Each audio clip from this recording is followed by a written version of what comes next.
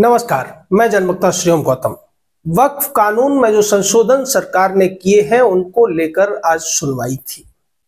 और इस सुनवाई में जैसा कि चड्डा यानी कि कपिल सिब्बल को उम्मीद थी कि उनके पक्ष में कोई बड़ा फैसला या बड़ा आदेश सीजेआई संजीव खन्ना दे देंगे, लेकिन ऐसा नहीं हुआ और रियल लाइफ के चड्डा यानी कि सिब्बल को संजीव खन्ना ने बहुत बड़ा झटका दे दिया। संजीव खन्ना ने जो सीजेआई हैं वर्तमान में, इस पूरे के पूरे केस को अब जो आने वाले समय के सीजेआई हैं जस्टिस बी.आर. गवई, उनके सर के ऊपर डाल दिया है।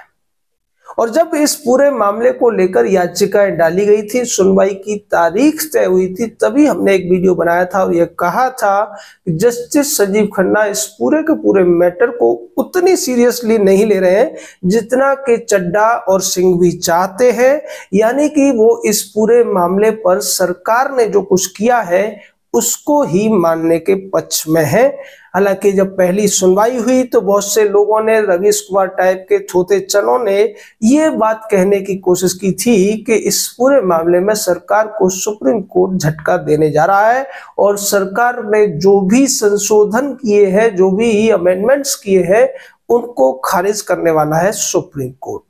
लेकिन ऐसा हुआ नहीं। 1 महीने से ज्यादा बीत चुका है जब संसद से वक्फ अमेंडमेंट का बिल पास हो चुका है, राष्ट्रपति के हस्ताक्षर के बाद यह कानून भी बन चुका है, लेकिन अभी तक ऐसा कुछ नहीं हुआ जिसकी उम्मीद चड्डा और सिंघवी के थ्रू अपनी बातों को सुप्रीम कोर्ट में रखने वाले तमाम उन लोगों को थी जो वक्फ की जो मनमानियां इस देश पर थोप दी गई थी, मनमानी कराई जा रही थी कांग्रेस के द्वारा, जो 2013 में संशोधन किया गया था उसके मार्फत, वो सारी की सारी रुकती हुई नजर आ रही है। आज जब सुनवाई हुई तो जस्टिस संजीव खन्ना ने स्पष्ट कर दिया कि इस मामले में सरकार ने जो अपने जवाब दाखिल किए हैं, उसके अलावा जो पिटिशनर्स की तरफ से भी इसमें कई सारी चीजें कही गई हैं, कई सारी आपत्तियां दर्ज कराई गई हैं, हमने उनको देखा है, लेकिन अभी तक पूरी तरीके से उनको नहीं देखा जा सका है और इसके लिए एक समय की जरूरत कोर्ट को है। और चूंकि हमारे पास समय नहीं है, हमें रिटायर होना है, जैसा हमने भी पहले बताया था कि उन्हें 13 तारीख को रिटायर होना, और उससे पहले अगर इस मामले में 7 से 8 सुनवाई नहीं होती है तो कोई भी फैसला नहीं आने वाला है। अब जस्टिस संजीव खन्ना की बेंच ने इस पूरे मामले को एक तारीख दे दी है जो 15 मई है, और वो जो तारीख होगी उसमें जो सुनवाई होगी उसमें बैठेंगे नए सीजेआई यानी कि जस्टिस बी.आर. गवई। अब इन लोगों को चाहे चड्डा हो या सिंघवी हो, चड्डा से आप मतलब समझ जाइए, सन्नी देओल की जो मूवी आई थी दामिनी, उसमें सन्नी देओल वकील बने थे और उनके सामने जो वकील साहब थे उनका नाम था चड्डा, और उन चड्डा साहब को तब तक अक्ल नहीं आती थी जब तक कि सन्नी देओल ने उन्हें 2.5 किलो के हाथ वाली बात याद नहीं दिलाई थी। वही स्थिति चड्डा साहब यानी कि कपिल सिब्बल की है। आप जब भी कोई मामला देखेंगे जिसमें कि सरकार के खिलाफ, चाहे केंद्र सरकार हो या राज्य सरकार हो, इनके खिलाफ कोई बड़ा मुद्दा उठाया जाता है तो वहां वकील के तौर पर चड्डा साहब ही खड़े होते हैं, या फिर उनके बाद दूसरे नंबर पर आते हैं जो अभिषेक मनु सिंघवी। इनकी भी अपनी कहानी है। ये बहुत बड़े तीरंदाज हैं और ये बड़ी आसानी से अपने चैम्बर में बैठ के लोगों को जज बनाने का एक कार्यक्रम चलाया करते थे, और उसकी जब सीडी बाहर आई थी तो इन्होंने अपनी ताकत का इस्तेमाल करके सभी जो सोशल मीडिया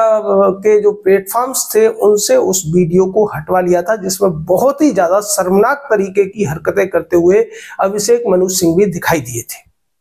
खैर, यहां हम बात चड्डा साहब की कर रहे हैं, तो चड्डा साहब जिस केस में घुस जाते हैं उस केस में ये सीधे तौर पर जजों को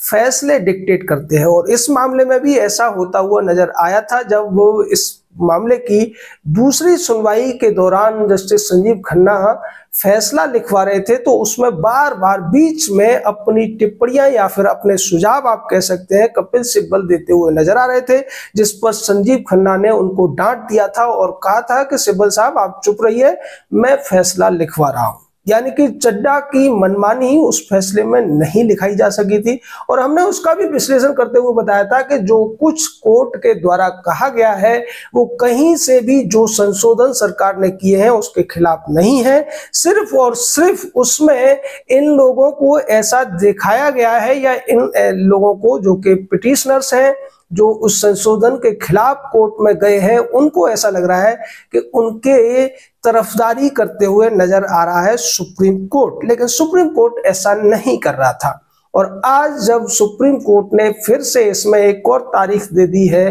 तो उससे तो ये पूरी तरह से स्पष्ट हो गया है कि अब तक जो सुप्रीम कोर्ट था उसका रवैया इस पूरे मामले पर क्या था।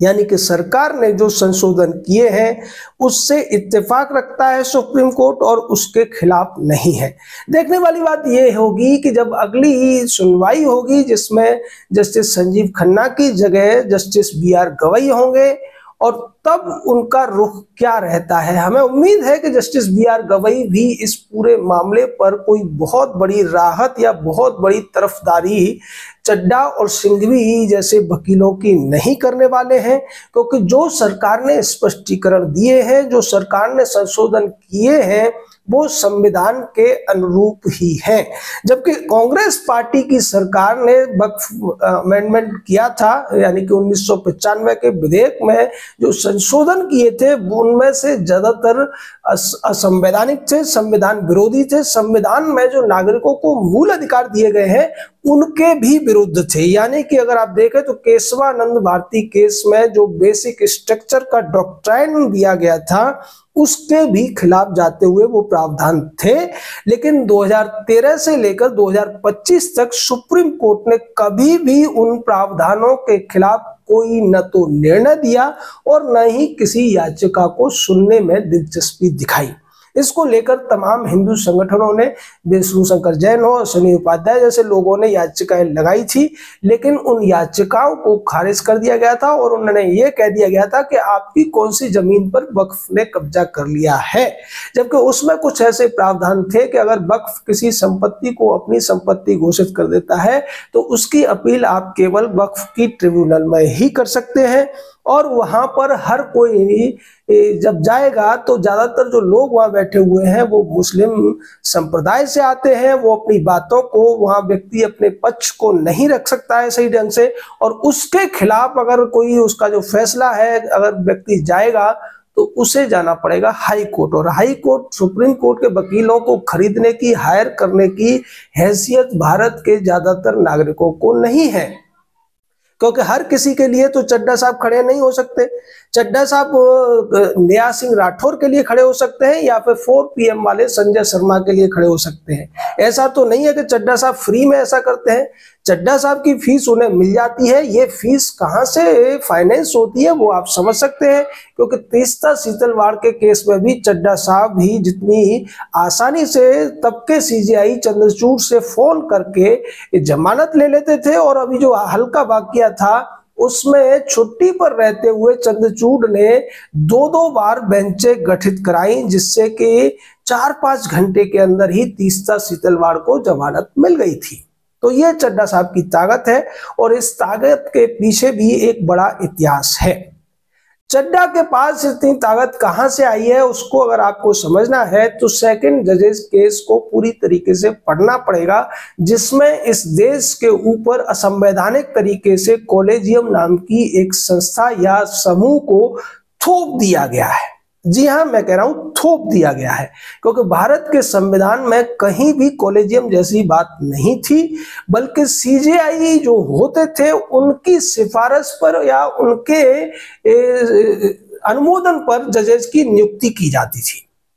लेकिन जब सेकंड जजेस केस 1993 में आया तो इसमें कॉलेजियम बना दिया गया और CJI के पावर कम करके CJI के साथ साथ 2 सीनियर मोस्ट जजेस को भी उसमें शामिल कर दिया गया। साथ ही ये कह दिया गया कि राष्ट्रपति को इनकी सिफारिशों को मानना ही पड़ेगा। यहाँ राष्ट्रपति उनसे सलाह करेंगे की जगह ये हो गया कि उनकी सलाह मानेंगे। यानी कि शब्दों को जो संविधान में जो कुछ कहा गया था उसको बदलने की कोशिश की गई। और जब ये केस चल रहा था तो सरकार की तरफ से वकील थे के पाराशरन, ये वही पाराशरन साहब हैं जिन्होंने राम मंदिर के मुद्दे पर बहुत अच्छी तरीके से राम मंदिर की तरफ से पक्ष रखा था। लेकिन दूसरी तरफ जो वकील उस मामले में खड़े हुए थे, जो कॉलेजियम बनाने के पूरे षड्यंत्र कह सकते हैं आप, या जो पूरा का पूरा खेल था उसके पीछे थे, उनमें 4 वकील थे। 4 में से 3 तो